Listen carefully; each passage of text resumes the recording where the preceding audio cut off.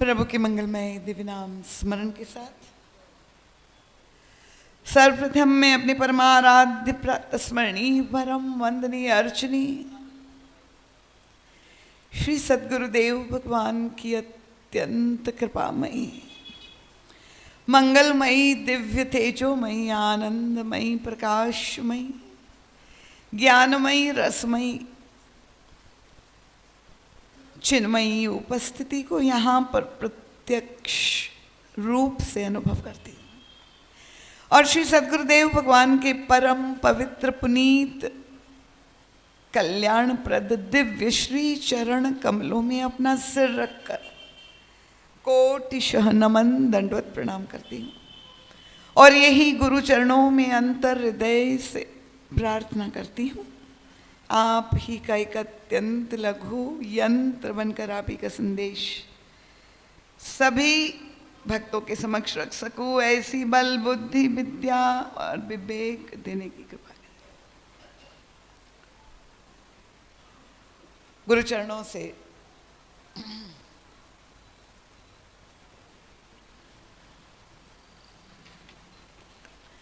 अनंत हृदयाशीष कोटिशः मंगलाशीष प्राप्त करके भगवान श्री राम के ननिहाल निवासी सभी रामानुरागी कथा रसिक श्रद्धालु जिज्ञासु प्रबुद्ध एवं सुधी श्रोता महानुभाव वंदनीय मातृशक्ति सुदूर से पधारे हुए सभी आगंतुक साधक वृंद सभी विशिष्ट विभूतियाँ जो यहाँ पर समुपस्थित है, सबका नाम ले पाना संभव नहीं। हमारी बहन निशा जी ने यथासंभव सबके प्रति अपनी मंगल कामना व्यक्त की है। परम प्रसन्नता का विषय है आज हमारे मध्य में उन विभूतियों का दर्शन हो रहा है। आदरणीय श्री कुंवर सिंह जी निषाद जो संसदीय सचिव है छत्तीसगढ़ शासन में, आपका हृदय से स्वागत है। समादरणीय श्री राजेंद्र राय राजा साहब पूर्व विधायक महोदय जी, श्री वीरेंद्र साहू आप भी पूर्व विधायक गुंडरदेही के, और संपूर्ण साहू परिवार। पिताश्री का नाम पहले लेना चाहिए, यद्यपि साहू जी का नाम मुझे नहीं मालूम है। यही मालूम है कि प्रतिवर्ष अयोध्या आ करके सबका प्रतिनिधित्व करते हैं। राम किंकर शिष्य सेवा समिति के एक स्तंभ है और उनकी संतान सभी पुत्र पौत्र पुत्रियां डॉक्टर श्रीमती लीना साहू जी एवं जो डॉक्टर होने जा रही है तो ऐसी निशा साहू जी, गुरु परिवार के सभी बंधु बांधव,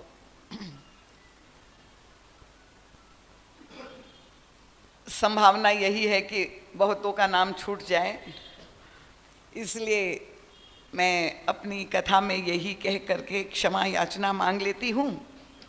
अग्रिम पंक्ति से लेकर अंतिम पंक्ति तक जितने भी महानुभाव यहाँ पर बैठे हुए हैं, आप सभी मेरे लिए समान रूप से विशिष्ट ही नहीं अति विशिष्ट है,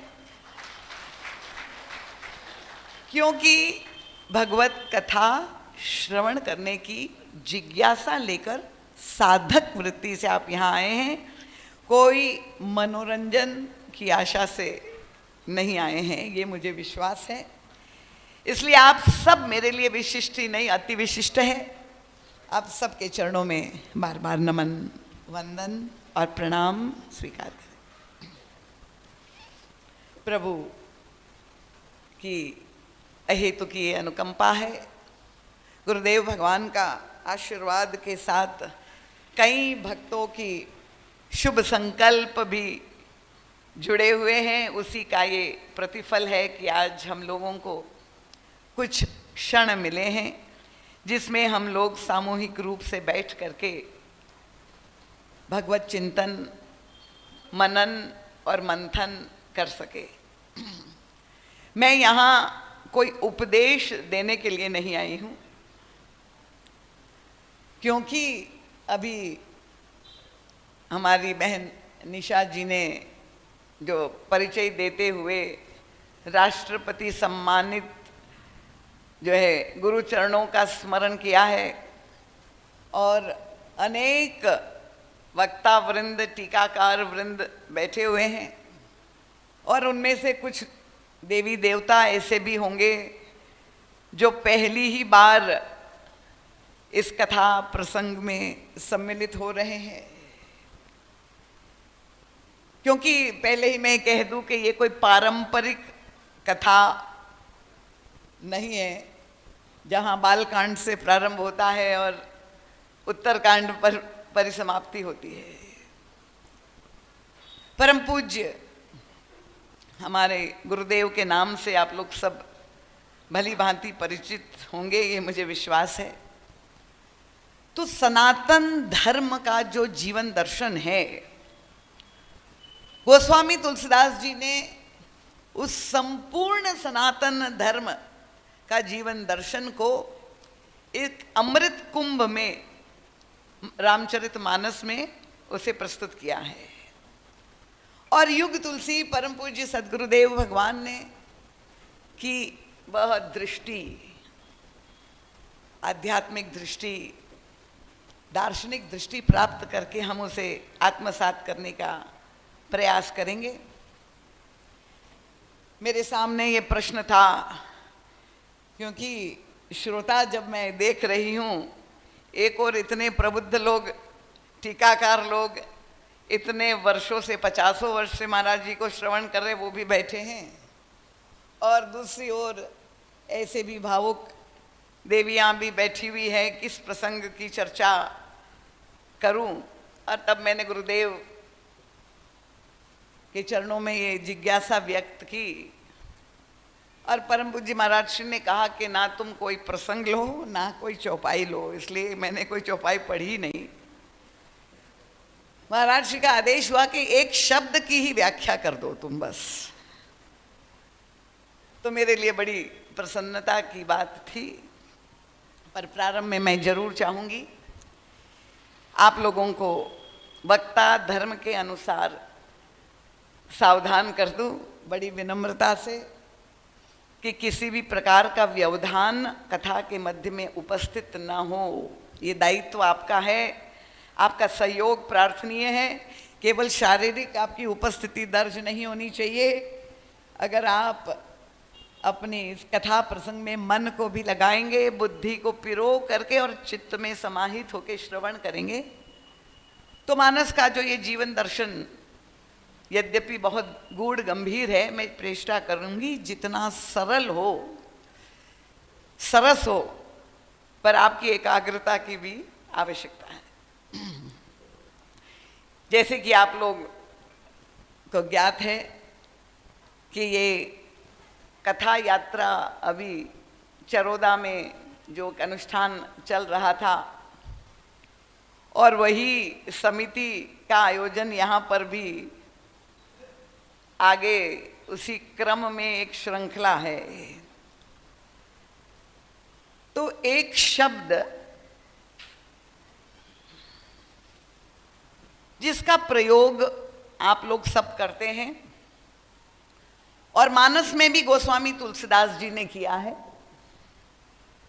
उस पर हम अपना ध्यान केंद्रित करेंगे, और वह शब्द है भव। भव शब्द आप लोगों ने सुना है कि नहीं? मुझे चैतन्य श्रोता चाहिए कि जब मैं पूछूं तब ऐसा ना हो कि मूक बैठे रहे, क्योंकि ये संवाद हो रहा है। भव शब्द से आप सब अवगत है? हाँ, जोर से बोलिए, सुन, आप सब जानते हैं ना? तो भव शब्द का एक अर्थ, जब हम भगवान शंकर को के जो सहस्त्र नाम, सभी देवी देवताओं के नामावली हैं, तो भगवान शंकर के लिए भी इस शब्द का प्रयोग किया जाता है भव कह करके। भव और भवानी भगवान शंकर का एक नाम है भव। और अगर आप शब्दकोश, क्योंकि यहां बहुत पठित लोग बैठे हुए हैं, तो शब्दकोश खोल करके आप देखेंगे तो वहां आपको भव शब्द का पर्याय एक और मिलेगा। किस संदर्भ में भव शब्द का प्रयोग किया जाता है? संसार के लिए भी भव शब्द का प्रयोग किया जाता है। समझ में आ रहा है ना? मेरी भाषा समझ में आ रही सबको? तो भव शब्द भगवान शंकर के लिए भी प्रयोग किया जाता है और भव शब्द संसार के लिए भी प्रयोग किया जाता है। अब देखिए यहां पर हमारे गुरुदेव का वैशिष्ट्य सामने आता है।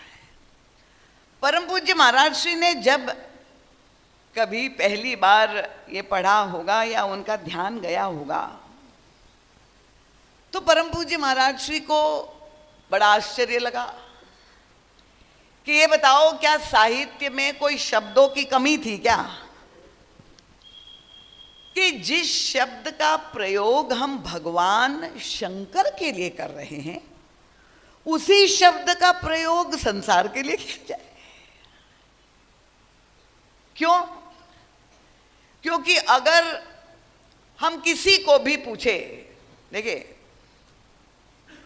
अधिकांश लोग संसार में जब भी आप कोई किसी से मिले, टेलीफोन पर बात करे और किसी से पूछे कि भाई कैसे जीवन चल रहा है, तो अधिकांश लोग अपना दुख, कष्ट, पीड़ा ही व्यक्त करेंगे कि क्या बताएं, इतना संघर्ष है, इतना तनाव है, इतनी चिंताएं हैं, इतनी पीड़ा है, पर कैसे जीवन चल रहा है, कितनी प्रकार की समस्या है, कितना दुखद है ये जीवन। कुछ ऐसे बिरले व्यक्ति को छोड़कर अधिकांश व्यक्तियों की प्रतीति, अगर आप उनकी प्रतिक्रिया पूछे संसार और जीवन को लेके, तो वो यही कहेंगे कि बड़ा दुखद है और बड़ा स्वाभाविक भी है। भगवान श्री कृष्ण ने भगवत गीता में भी संसार के लिए यही शब्द का प्रयोग किया है, दुखालयम शाश्वतम। ये संसार जो है वो दुखालय है।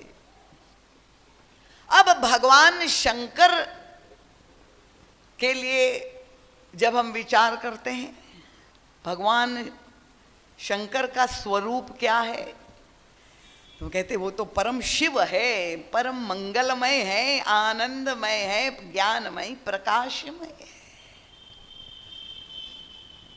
तो भगवान शिव जो परम मंगलकारी है उनके लिए भी भव, और जो परम दुखालय है उसके लिए भी भव। अब परम पूज्य महाराज श्री का ध्यान गया कि अगर ये संसार इतना दुखदाई है तो किसने बनाया इस संसार को? पता लगाया जाए तो पता चला कि भगवान के द्वारा ये सृष्टि की रचना हुई है। सब स्वीकार कर रहे हैं कि नहीं? सब मानते हैं कि नहीं? किसने बनाया? भगवान ने बनाया। लॉक कर दिया जाए? देखिए सर्वसहमति से चल रहे हैं हम लोग, भगवान ने बनाया। ठीक है, अगर भगवान ने संसार का निर्माण किया तो फिर हम विचार करें ये जो बनाने वाला भगवान है उनका स्वरूप कैसा है। भगवान के स्वरूप पर जब विचार करने लगे तो वही ग्रंथों में जो लिखा है, ऋषि मुनियों ने जो अनुभव किया है, उन्होंने कहा अरे ये भगवान कौन है? वो तो सतत स्वरूप है, ये चैतन्य स्वरूप है, ये आनंद स्वरूप है। उनका स्वरूप क्या है? उनका सच्चिदानंद स्वरूप है। ठीक है, उनका स्वरूप आनंदमय चैतन्य रूप है। उनका स्वभाव कैसा है? भक्तों ने पता लगाने का प्रयास किया। और जब भगवान के स्वभाव में जब विचार किया तो हमारे गोस्वामी तुलसीदास जी ने तो घोषणा ही कर दी कि प्रभु मूरत कृपामयी है। ये तो परम कृपालु है, परम दयालु है, भक्त वत्सल है। तो अगर प्रभु परम कृपालु है, परम दयालु है, तो इस दुखमय संसार में हम लोग कौन है? प्रभु के बालक। जितने भी जीव है, क्योंकि शास्त्र तो यही कहता है कि तुम ईश्वर के अंश हो, वो सच्चिदानंद रूप है। और अगर उन्होंने ये सृष्टि बनाई तो इतनी दुखद क्यों बनाई? और फिर इस दुखमय संसार में अपने बालकों को जीने के लिए भेजना क्या उनकी कृपालुता के अनुकूल है? क्या कोई भी माता पिता चाहेगा कि उनका बालक दुखी रहे? कोई चाहेगा? तो अगर वे हमारे परम पिता है, उन्होंने सृष्टि का निर्माण किया और इस सृष्टि में हमें जीने के लिए बाध्य किया, तो ना तो ये प्रभु के स्वरूप के अनुकूल है और ना तो उनके स्वभाव के अनुकूल। तब प्रश्न आता है कि ये एक ही भव शब्द संसार के लिए और शिव जी के लिए क्यों प्रयोग किया जाता है, उसका तात्पर्य क्या है? क्योंकि आप सभी विद्वान श्रोता यहाँ पर बैठे, मनीषी लोग बैठे हैं, ये प्रश्न आपके मन में भी कभी न कभी आया होगा। और तब ये तो उसका उत्तर युग तुलसी परम पूज्य महाराज श्री में ही मैंने देखा। हमारे गुरुदेव, जिसको मैं अवतार पुरुष मानती हूँ, उन्हीं के मना पटल पे ये सारे प्रश्न भी उठते हैं और उनके उत्तर भी, निराकरण भी परम पूज्य महाराज श्री देते हैं। और इस प्रसंग को मैंने इसलिए भी लिया, उसमें एक और कारण था। मैंने कहा जो बुद्ध है उनको भी आनंद मिलेगा और जो जन है उनको भी इस प्रसंग में प्रेरणा मिलेगी। क्यों?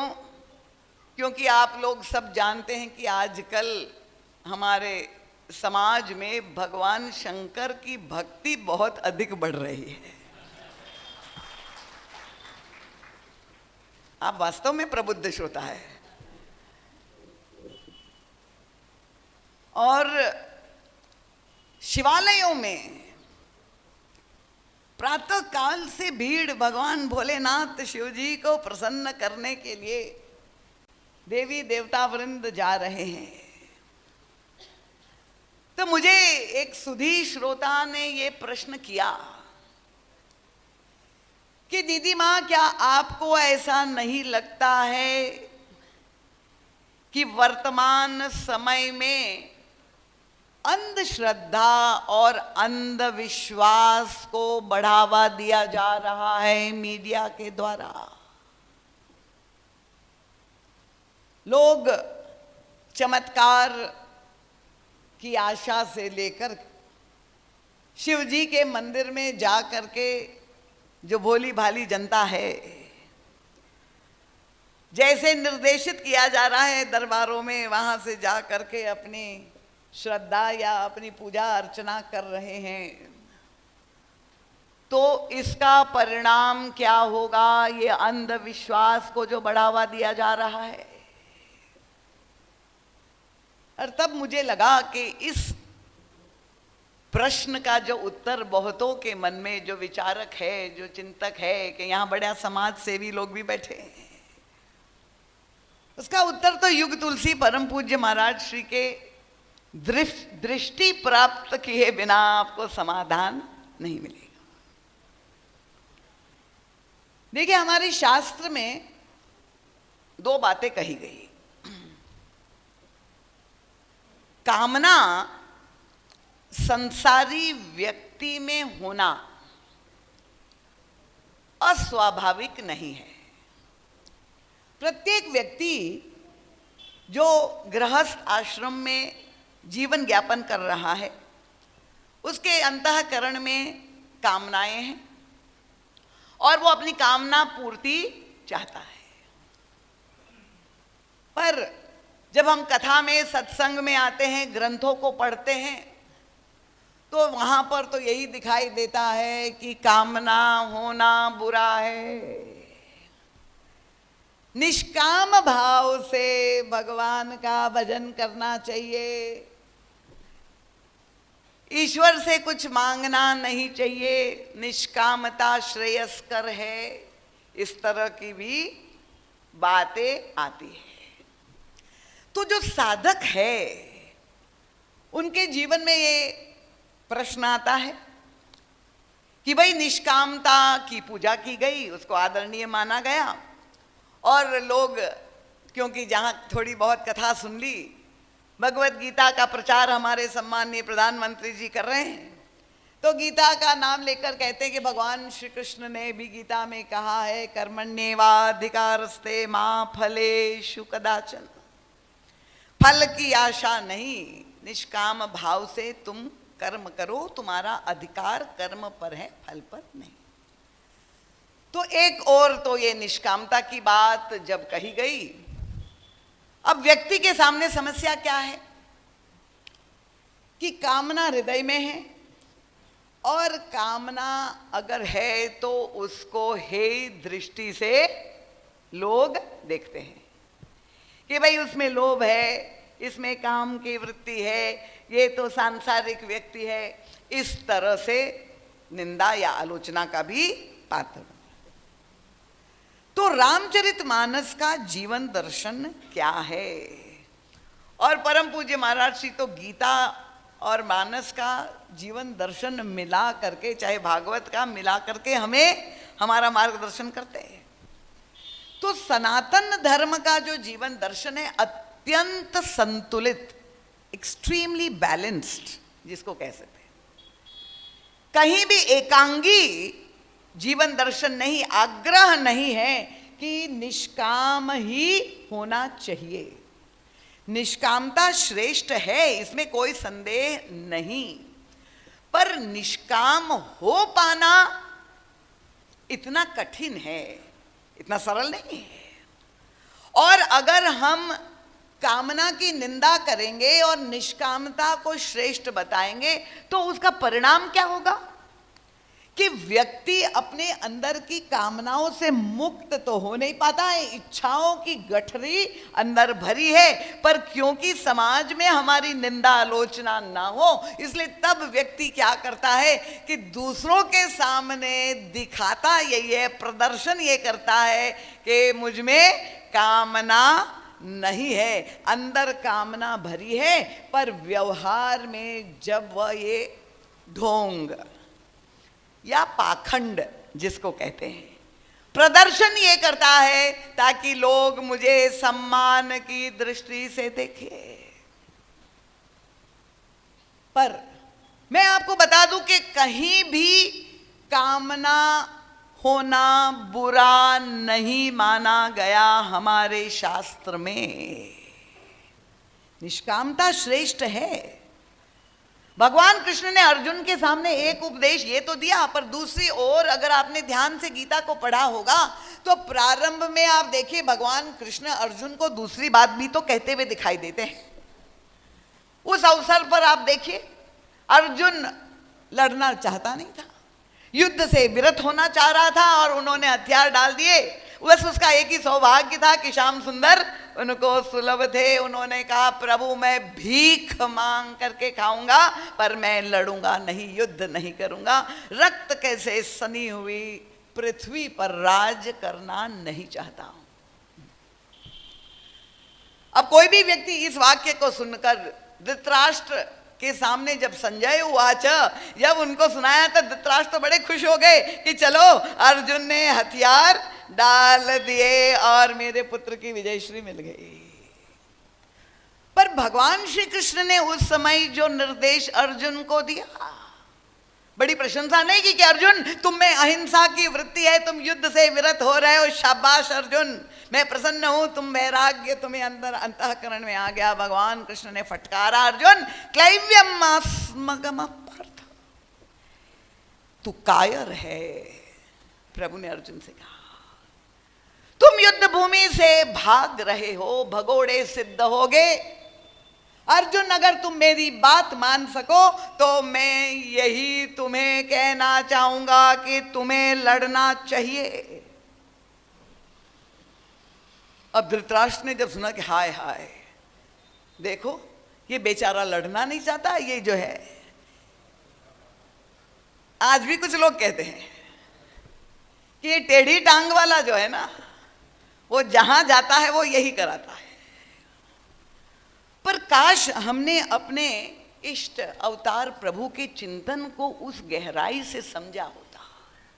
भगवान श्री कृष्ण ने कहा अर्जुन अपना गांडीव उठाओ, युद्ध में प्रवृत्त हो जाओ और प्रस्तुत हो जाओ। परिणाम के लिए क्या होगा? दो ही तो बात होगी। क्या? अगर तुम जीत जाओगे तो पृथ्वी पर राज्य करोगे, और अगर हार गए लड़ते हुए तो वीर गति प्राप्त करोगे, स्वर्ग जाओगे। उनका जित्वा वा नहीं, प्राप्य से स्वर्गम और हत्वा वा भोग्य नहीं, हतो वा प्राप्य से स्वर्गम जित्वा वा भोक्ष से महीम। अगर तुम्हारी हत्या होगी तो लड़ते हुए वीर गति प्राप्त होगी, ऊर्ध्व गति हो गई, स्वर्ग प्राप्त हो गया। तो हतो वा प्राप्य से स्वर्गम और जित्वा वा भोक्ष से महीम। परम पूज्य महाराज ने जब ये पढ़ा तो उनका यहां तो बात लग रहा है कि स्पष्ट रूप से भगवान कृष्ण फल प्राप्ति की बात अर्जुन के सामने कर रहे हैं। यद्यपि भगवान श्याम सुंदर अंतर्यामी है, जानते हैं परिणाम क्या होने वाला है, यही कह सकते थे अर्जुन लड़ो, मैं तुम्हारे साथ हूं, मैं जानता हूं कि तुम्हें विजय श्री प्राप्त होने वाली है, तुम युद्ध में प्रवृत्त हो जाओ। पर भगवान श्री कृष्ण ने ऐसा नहीं कहा। उन्होंने कहा कि दोनों के लिए अर्जुन तुम्हें प्रस्तुत होना चाहिए। अगर मारे गए तो भी तुम्हारा लाभ है, अगर जीत गए तो भी तुम्हारा लाभ है, दोनों में। तो यहां तो फल प्राप्ति की बात स्वयं भगवान श्री कृष्ण कह रहे, गीता के आरंभ में ही कामना की बात कर रहे हैं। इसका मतलब कि जब हमारे ग्रंथों में वाक्य विरोधाभासी मिलते हैं, अगर हम उन गहराइयों में बैठ करके उनको नहीं समझते हैं, उसका तत्वार्थ नहीं समझते हैं, ऐसी स्थिति में केवल शब्द को, क्रिया को पकड़कर उसको धर्म समझ करके हम पालन करते हैं, तो कहीं ना कहीं हमारे जीवन में भटकाव आने की संभावना है। धर्म की जो क्रिया है वो क्या है? तो स्वामी तुलसीदास जी मानस में कहते, श्रद्धा बिनु धर्म नहीं होई। अगर आप चमत्कार के फेर में शिवालय में जा करके और बेलपत्र पे शहद लगा करके सुबह सुबह भगवान शंकर को चढ़ा करके यही कल्पना कर दे कि अब चमत्कार हो जाने वाला है और सरकारी नौकरी हमें प्राप्त हो जाने वाली है, तो मैं ये दावे से नहीं कह सकती हूं कि आप सफल होंगे, पर हो भी सकते हैं, नहीं भी हो सकते। पर अगर आपके हृदय में कामना है और कामना से प्रेरित होकर आप श्रद्धापूर्वक कोई कार्य कर रहे हैं, तो निश्चित रूप से आपका कोई भी कर्म व्यर्थ नहीं जाएगा। और इसीलिए यहां साधना का बहुत महत्वपूर्ण सूत्र क्योंकि आप लोग साधक है और जिज्ञासु है, मैं समझ चुकी हूँ कि इस विषय के थोड़ी गहनता में मैं प्रवेश करूँ आप लोगों को, क्योंकि प्रबोध हो रहा है कि व्यक्ति जब साधना आरंभ करेगा, महाराज जी कहते हैं, तो यद्यपि आपको पहुंचना है, उस सर्वोच्च लक्ष्य की प्राप्ति करनी है, आपको माउंट एवरेस्ट जाना है, पर जब आप प्रारंभ करेंगे अपनी साधन यात्रा, तो कहां से श्री गणेश होगा? क्या एक ही क्षण में आप छलांग लगा करके सीधे एवरेस्ट पहुंच जाएंगे क्या? क्या नहीं, जहां पर आप खड़े हैं वहीं से आपकी साधन यात्रा प्रारंभ होगी। जैसे एक बालक को आपने विद्यालय में भेजा, क्योंकि यहां कहीं गुरुजन बैठे हैं। अब बालक जब प्रवेश किया और उनको प्रारंभ में शिक्षा देना शुरू किया, अक्षर ज्ञान बच्चे को देना है, तो गुरुजी ने कहा क माने कबूतर। अब वहां एक ज्ञानी पहुंच गया, सिद्ध ज्ञानी था, गुरुजी पढ़ा रहे थे क माने कबूतर, ख माने खरगोश। तो ये महान विद्वान उच्च कोटि के संत पहुंच गए, उन्होंने कहा बाप रे, इतनी गलत शिक्षा, क माने तो ब्रह्म होता है, क माने कबूतर कैसे होगा?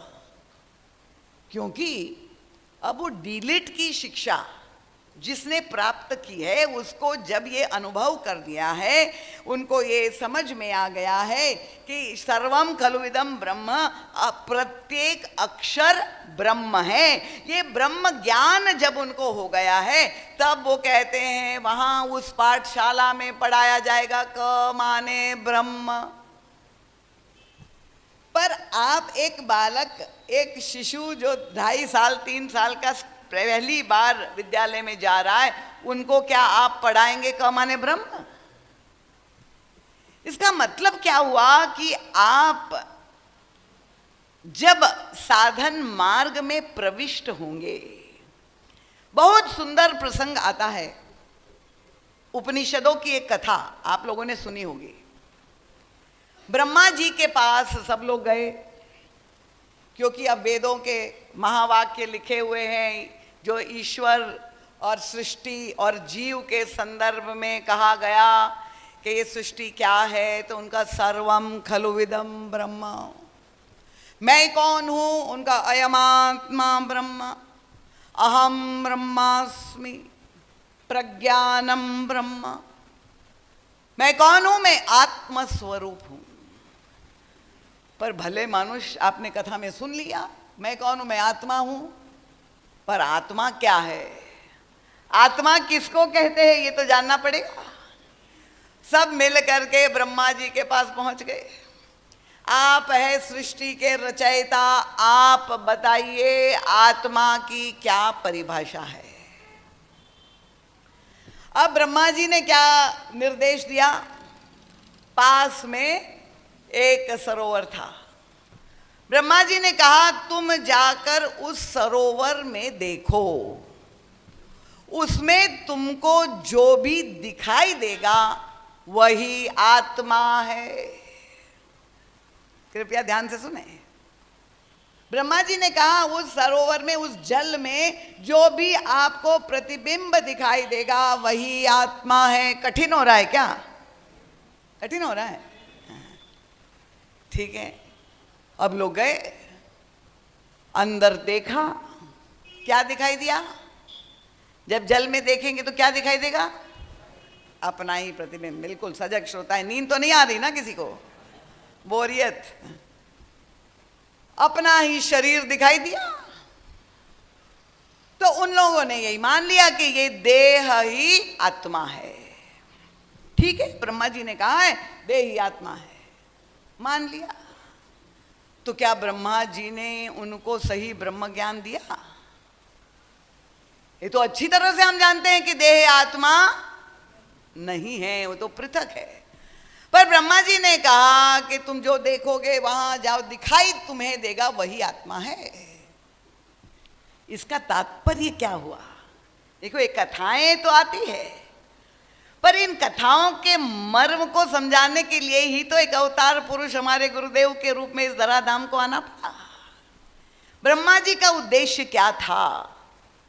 ब्रह्मा जी ये बताना चाह रहे थे कि तुम्हारी साधना, तुम्हारे हृदय में जिज्ञासा जब उत्पन्न हुई है तो तुम्हारी साधना कहाँ से प्रारंभ होगी?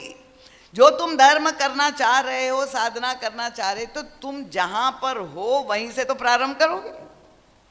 तो अभी तो तुम्हें शरीर ही सत्य लग रहा है, तो तुम वहीं से प्रारंभ करो। पहले इस देह को ही आत्मा मानो और इस देह की पूजा करो, इस देह को संतुष्ट करो।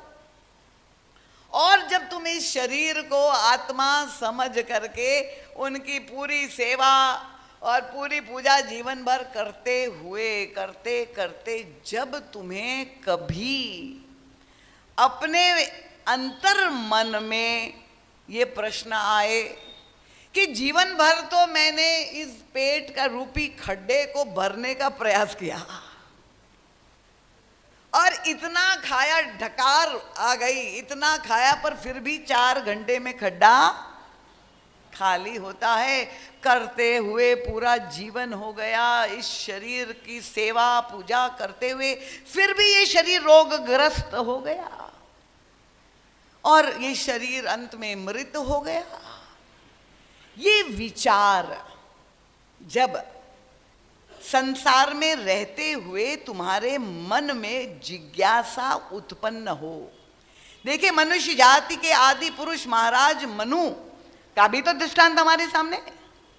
चिंतक है, मनीषी है, धर्मशास्त्र के रचयिता है, पर महाराज मनु के जीवन में भी ऐसा पड़ाव आता है कि जब वृद्ध हुए, चतुर्थ अवस्था आई और पहली बार उनको दुख हुआ, क्या होई न विषय विराग।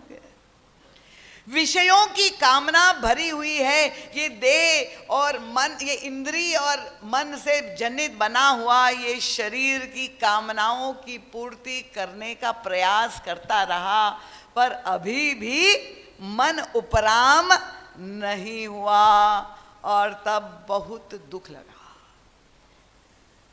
तब व्यक्ति क्या करता है? संतों के पास, विद्वानों के पास, अब आपको गुरु की आवश्यकता है कि आप संत महापुरुष के पास जाए।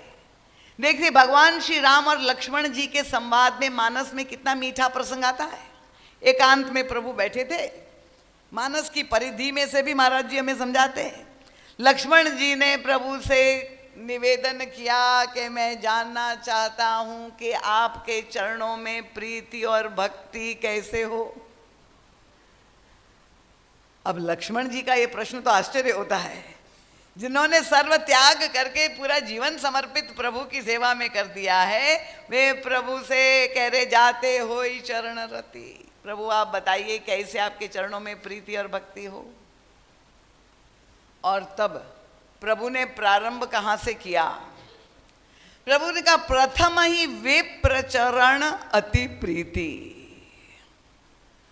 ब्राह्मणों के चरणों की तुम सेवा करो, विद्वानों की, संत जनों की सेवा करो। भगवान ने वहां से उपदेश प्रारंभ किया। देखिए, लक्ष्मण जी को ये किसी ब्राह्मण के चरण की आवश्यकता नहीं, वहां तो ब्रह्म का चरण प्राप्त था। पर वो तो लक्ष्मण जी को निमित्त बनाकर प्रभु ने हम सबको उपदेश दिया है। प्रथम ही विप्र चरण अति प्रीति। जब आप विद्वानों की सेवा करोगे, उनके शरीर की सेवा करोगे, शरीर से सेवा करोगे, तब वे क्या बताएंगे? जब आपके हृदय में जिज्ञासा जागृत होगी तो निज निज धर्म निरत श्रुति, तब वो आपको अपना निज धर्म बताएंगे, साधना पद्धति बताएंगे। और तेही कर फल पुनि विषय विरागा, तब मम चरण उपज अनुरागा। तो भक्ति की कक्षा एक दिन में ही नहीं, वहां भी प्रभु बताते हैं कि किस तरह से क्रमिक विकास अगर कामना है। कितना सुंदर प्रसंग आता है मानस के उत्तरकांड में, आप देख लीजिए, जहां काकभूषुंडी जी महाराज अपनी आत्मकथा सुना रहे हैं। और क्योंकि अब जो शरीर कौवे का उनको प्राप्त है, निश्चित रूप से जिज्ञासा ये हृदय में थी। पूर्व जन्म में ये भुषुंडी शर्मा एक ब्राह्मण रूप में उनका इतिहास उन्होंने परिचय बताया है। तो गरुड़ जी महाराज ने उनसे ये पूछ दिया कि आपको ये कौवे का शरीर कैसे मिला। और तब अपना आत्मकथ्य बताते हुए उन्होंने कहा कि बचपन में ही मेरे माता पिता की मृत्यु हो गई थी और मेरे हृदय में किसी भी प्रकार की सांसारिक कामना नहीं थी। बस एक ही इच्छा थी कि मैं भगवान सगुण ब्रह्म का, भगवान का मुझे दर्शन प्राप्त हो जाए। राम चरण वारिज जब देखो तब निज धर्म जन्म सुफल करी लेखो। अगर प्रभु के चरणों का दर्शन हो जाए तो मुझे लगता है कि मेरा ये मनुष्य जन्म सार्थक हो। और ये कामना लेके वे सभी संतों के पास, मुनियों के पास जाते थे और यही कहते थे कि मैं चाहता हूं कि मुझे किसी तरह से भगवान का दर्शन हो जाए। अब मुनि लोग देख रहे हैं कि इतना श्रेष्ठ साधक है, इतनी उत्कट जिज्ञासा है, और तब योग्य पात्र, योग्य शिष्य समझ करके वो उनको उपदेश देने लगते थे। अरे तुम कहाँ पर ये सगुण ब्रह्म को बाहर खोज रहे हो? वो ब्रह्म तो तुम्हारे भीतर ही निवास करता है, वो तुम्हारे हृदय में है। और भुषुंडी जी महाराज की स्थिति ये थी कि ये उनको बिल्कुल अच्छा नहीं लगता था, क्योंकि हृदय में जो आग्रह था, जो कामना थी, वो सगुण ब्रह्म का आराधना करने की। तो इसी तरह से वे मुनियों का सत्संग करते हुए सुमेरु पर्वत पर पहुंच गए। लोमश जी महाराज का दिव्य, बहुत ही बड़े महापुरुष, उनके पास भी जा करके उन्होंने स्पष्ट रूप से कहा है, सगुण ब्रह्म अवराधन मोहि कहे हो भगवान। मुझे सगुण ब्रह्म की भक्ति चाहिए, मुझे ऐसा आप उपदेश दीजिए। और प्रारंभ किया लोमश जी ने सगुण ब्रह्म की कथा सुनाते देखा कि बड़ी एकाग्रता से, ध्यान से ये सुन रहे हैं। उनको लगा, अभी गुरु लोग भी खोजते हैं ना कि कोई योग्य चेला मिल जाए, जल्दी से जो है उसको उत्कृष्ट ज्ञान दे दे। उनको देख के उपदेश देते देते तुरंत ही लोमश जी ने कहा कि कहाँ तुम ये सगुण ब्रह्म को बाहर खोज रहे हो? अरे तुम जो सत्य है वो समझ लो, सोत है तो हिता ही नहीं भेदा। उनका तुम में और उनमें कोई अंतर ही नहीं है, तुम ही भगवान हो। लोमश जी ने कह दिया, अरे बाप रे, अभी तक तो वो कह रहे थे दूसरे लोग, संत लोग, मुनि लोग कि तुम्हारे अंदर भगवान है, पर यहां तो मुनि जी ने कह दिया तुम ही भगवान हो। और भुषुंडी जी की स्थिति क्या थी? उनका निर्गुण मत मम हृदय नावा। मुझे निर्गुण बिल्कुल समझ में नहीं आ रहा था, क्योंकि मेरे हृदय की कामना है। देखिए बात यह है, साधना में समस्या कहाँ आती है कि आप बुद्धि से कोई भी बात सुनते हैं, पर आपके हृदय में जो संस्कार है वो कुछ और चाहता है, उसमें और रस की पिपासा है। तो बुद्धि जी से जो आप ला देंगे वो हृदय ग्रहण नहीं करेगा।